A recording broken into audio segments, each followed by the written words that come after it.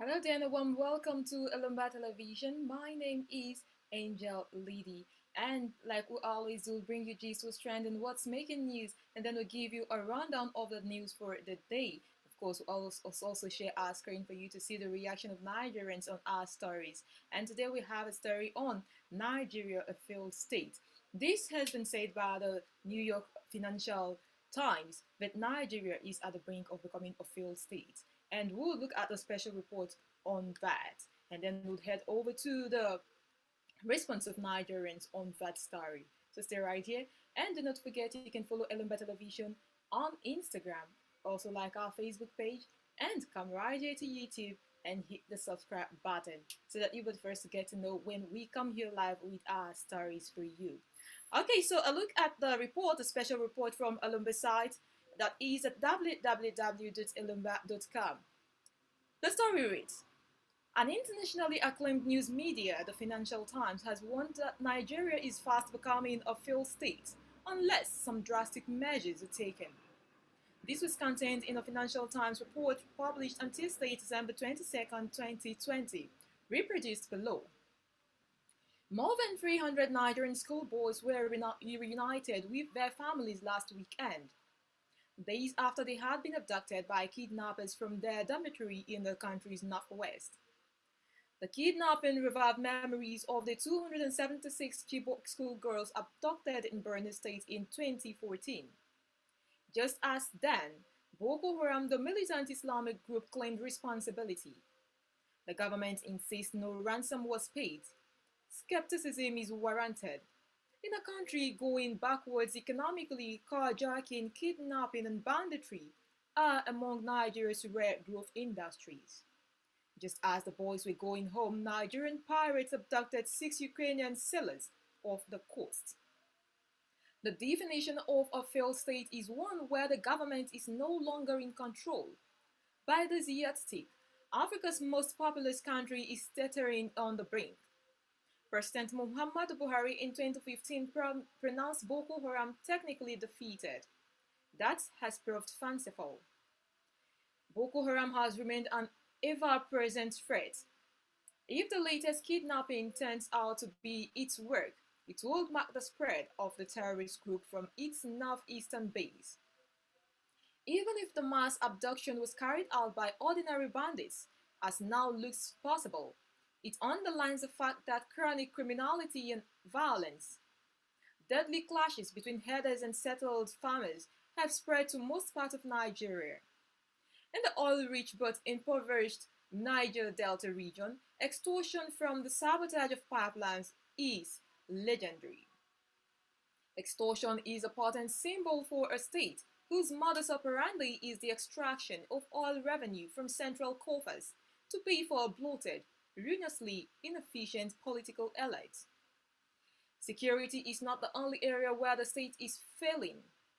Nigeria has more poor people, defined as those living on less than $1.9 a day, than any other country, including India. In non-COVID-19 years, 1 of every 5 children in the world out of school lives in Nigeria, many of them girls. The population, already above 200 million, is growing at a breakneck 3.2% a year. The economy has stalled since 2015 and real living standards are declining. This year, the economy will shrink 4% after COVID-19 dealt a further blow to oil prices. In any case, as the world turns greener, the elite scramble for oil revenue will become a game of diminishing returns. The country desperately needs to put its finances, propped up by foreign borrowing, on a sounder footing. In its 3 remaining years, the government of Mr. Buhari must seek to draw a line in the sand. It must redouble efforts to get a grip on security. It also needs to restore trust in key institutions, among them the judiciary, the security services, and the Electoral Commission, which will preside over the 2023 elections. More than that, Nigeria needs a generational shift. The broad coalition that found political expression this year in the End SARS movement against police brutality provides a shade of optimism. At least, Nigeria has a relatively stable democracy. Now, Nigeria's youth, creative, entrepreneurial, and less tainted by the politics of extraction, should use that system to reset the country's narrative.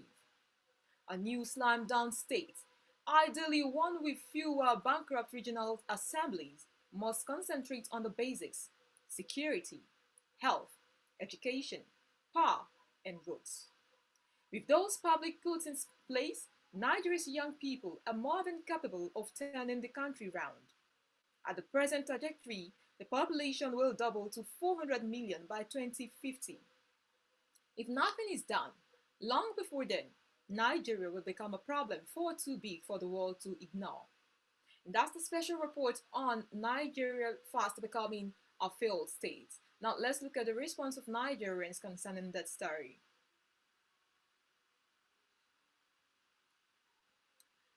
I'll share a screen with you so you see the response of Nigerians on Twitter and get a first-hand info on that. Here we go. Financial Times of London, in an editorial titled Nigeria at Risk of Becoming a Failed State, which was released on Tuesday, December 21st, described Nigeria as a country going backwards economically and plagued with terrorism, illiteracy, and poverty. And here we see Kingsley Uba. Machus Okonkwo says, what we are asking is our fundamental human rights. We are asking for a referendum to decide our future, at State Department. Unity by force can never stand. Nigeria is a failed state and dissolution is the only solution. Prince Chukwuma says a country where citizens are killed by their government for view expression is already a failed state. Citizens are killed like mosquitoes. Human life is worth less than a cow in Nigeria. In doubt? Ask Mazi Nnamdi Kanu. U.S. mission in Nigeria and Amnesty International. These are reference points. And then let's look at this one from Omoyele Sowore. Sowore says characteristics of a failed state: loss of physical control of its territory or of the monopoly on the legitimate use of physical force, erosion of legitimate authority to make collective decision, and inability to wish I could get that. Okay, so let me just go back. Let's see some more response from Nigerians. Are you guys at FT living in a parallel universe?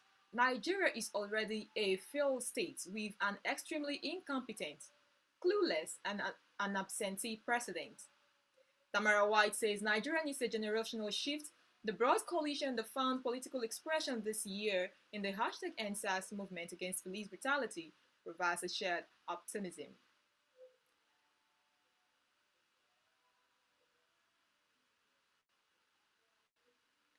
Okay, so this a response from Nigerians concerning that report from Financial Times saying Nigeria is at the brink of becoming a failed state. Nigeria is becoming a failed state because most people at the helm of affairs are only loyal to the president. Loyalty should be to Nigeria, not to the president. She not like this, we go the day. Okay? Okay, so we move over now to the details of the stories that we've got for you today on Alemba television site. That's where you can get some of the stories. So you can take a trip to Alemba television site. That is at www.alemba.com. There you can find the stories that we will be giving to you today. All right. So on the headlines, we have breaking: FG declares 25th and 25th of December and 28th of January 1st. Okay, I'll just take that again. FG declares December 25th and 28th, January 1st public holidays. That is 25th and 28th are public holidays and January 1st inclusive. dwindling oil revenue, and needs to harness other resources. The stories are on the Lumber site. You can visit the site and read them up. Yield side, CBN investigates lack of money in ATMs. Still on the headlines. Nigerians blast Deeper Life School over boys gang rape for bedwetting. And why I extended PTF on COVID-19 mandate, Buhari. Now let's look at the details of the stories. The federal government has declared Friday 25th December and Monday 28th December, as well as Friday January 1st, 2021 as public holidays. The Minister of Interior, Ralph Aregbesola, made the declaration on behalf of the federal government in a statement issued on Wednesday. The affected days were set aside to mark the Christmas, Boxing Day, and New Year's celebrations, respectively. That should be 26 rather, and not 28. In the statement signed on behalf of the minister by the permanent secretary in the ministry, Dr. Shaib Belgar, Aregbesola said, "We must emulate the life of humility, service, compassion, patience, peace, and righteousness that the birth and ministry of Jesus Christ signified. That will be the best way to know Christ and celebrate his birth." Aregbesola warned Nigerians to be conscious of their peace and security as they celebrate. He advised Nigerians and Christians in particular to adhere strictly to the COVID-19 protocols and guidelines, as stipulated by relevant authorities during and after the Yuletide, especially with the second wave of the outbreak of the disease. He assured of the federal government's commitment to the fight against banditry, kidnapping, and other crimes and criminalities in the country. He called on Nigerians to support the efforts of the security agencies by providing them with information that will enhance intelligence gathering. The minister urged everyone to remain focused, determined, and patient and patriotic. He expressed hope that 2021 will be a better year for all Nigerians and therefore urged Christians to use this period to pray for Nigeria. And over to the next story. This is a breaking star news. ASUU suspends 9-month-old strike. The details. The 8-month-old strike embarked upon by the Academic Staff Union of Universities, ASUU, has been suspended. The leadership of ASUU announced the suspension early Wednesday morning during a press conference held in Abuja. ASUU thereby directed all universities to reschedule dates for reopening.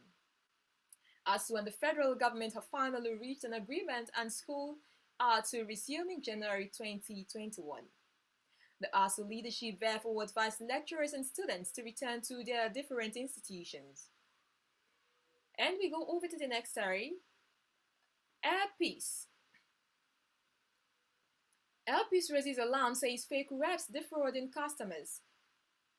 The management of Airpeace has raised alarm over some internet websites and public forums where some individuals and other groups claim to be representatives of Airpeace Limited with an aim of defrauding unsuspecting members of the public. The management disclosed this in a statement posted on its website on Tuesday. The statement reads, "Our attention has been drawn to certain notices and/or publications on some internet websites, public forums where some individuals and/or groups claim to be representatives of Airpeace Limited with an aim of defrauding unsuspecting members of the public by requesting for monies to be paid into their private accounts for Airpeace flight tickets, which can easily be obtained by anyone from our reservation and booking site. That is at www.flyairpeace.com. Training programs being conducted by Airpeace personnel followed by a guaranteed employment with Airpeace Limited. The said notices and publications may contain information and symbols that lead members of the public to believe that Airpeace Limited is involved with or approve of such notices and publications. We hereby alert the public that such notices and publications are clearly fraudulent and should be ignored. Our company is not associated in any way with the people publishing fraudulent notices or with the activities described in them. Members of the public are therefore advised to disregard such messages. Please take note that only information on our website is authentic and interested members of the public should visit our website or call our call center lines 0700 Fly Airpeace or 070 359 3223. Any other website or public forum have no connection with us and offers made thereon should be disregarded. Investigation by Alumba News revealed a fake website https://airpeacebookingsblog.wordpress.com as well as two phone numbers belonging to one Joy. The post on the fake website read, Airpeace agent booking call Joy on 08060903792 for urgent booking. And www.flyairpeace.com Airpeace online bookings called Joy on 08035369197 for urgent bookings. So you take notes there so you don't get involved and your heart and money be taken away from you. So we go to the next story. FG extends deadline for blocking SIMs without NIN. The federal government has extended the deadline issued to all telecommunications operators in the country to block all subscribers' identification models, SIMs, without the national identification numbers, NINs. In a statement issued on Tuesday, December 22nd, the federal government granted 3 weeks extension for subscribers with NIN from 30th December 2020 to 19th January 2021. It also granted 6 weeks extension for subscribers without NIN from 30th December 2020 to February 9th, 2021. And we go to this other story that says, fail to wear mask, go to prison, Lagos government. The details. The Lagos state government has warned residents that failure to wear face masks in public could land them in prison. The state's government said this in a tweet on Tuesday. The tweet read, did you know failure to wear a face mask in public or breach of any COVID-19 regulations, you can be persecuted under the Lagos State Infectious Disease Prevention Regulations or criminal laws of Lagos State, and upon conviction, liable to imprisonment up to 1 year. Lagos State, which is the epicenter of the COVID-19 pandemic in this country, has witnessed a recent spike in the rate of infections. The state governor Babajide Sanwo-Olu has also been in isolation for over a week due to the disease. Lagos State, which is the commercial capital of Nigeria, recently announced the closure of recreational centers and schools, while worship centers are expected not to exceed 50% of their capacity at any given time. All civil servants below grade level 14 were also asked to work from home, while all schools were shut. And we go to the next story. Over 70 corpses from Lagos #EndSARS yet to be claimed, Falana. The details. Mr. Femi Falana's son has disclosed that over 70 corpses of persons killed in Lagos during the #EndSARS protests have yet to be claimed. Mr. Falana said this during an interview with The Punch on Sunday. Recall that the chief coroner of Lagos State, Mojisola Dada, had in a public announcement on 19th November 2020 called on relatives of people who lost their lives between October 19th and 27th to visit the Lagos State Teaching Hospital to identify and claim bodies of their loved ones. Falana, who is the interim chairman Alliance on Surviving COVID-19 and Beyond, ASCAB, however, said so far only about 20 families have come forward to claim bodies.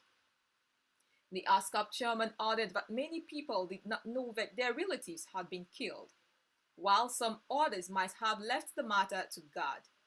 He said about 98 dead bodies were dumped in various mortuaries, out of which 3 were dumped free on October 20th. However, less than 20 relatives have shown up at the mortuaries to identify their loved ones and take them for burial. Investigations by ASCAB showed that people are quietly mourning their dead and some are afraid. Others haven't confirmed that they lost anybody. So far, less than 20 relatives have come to identify their loved ones. This is over a month after the announcement. Some didn't know their loved ones were there. Some have accepted their fate as an act of God. Falana explained that this was not the first time that people would fail to show up to claim corpses of relatives. He said this was similar to the case of the killing of members of the Islamic Movement of Nigeria in Zaria, Kaduna State, in 2015 by the Nigerian army when only 15 relatives out of the 347 buried in mass graves came forward. The ASCAP chairman said similarly, most of the relatives of the 938 persons killed in the riots that ensued after the announcement of the 2011 presidential election result also did not show up. The Ahmed Lemu presidential panel determined that 943 persons were killed in 11 states in the post-election violence, but very few relatives showed up. So, these sort of things are not new, said Falana.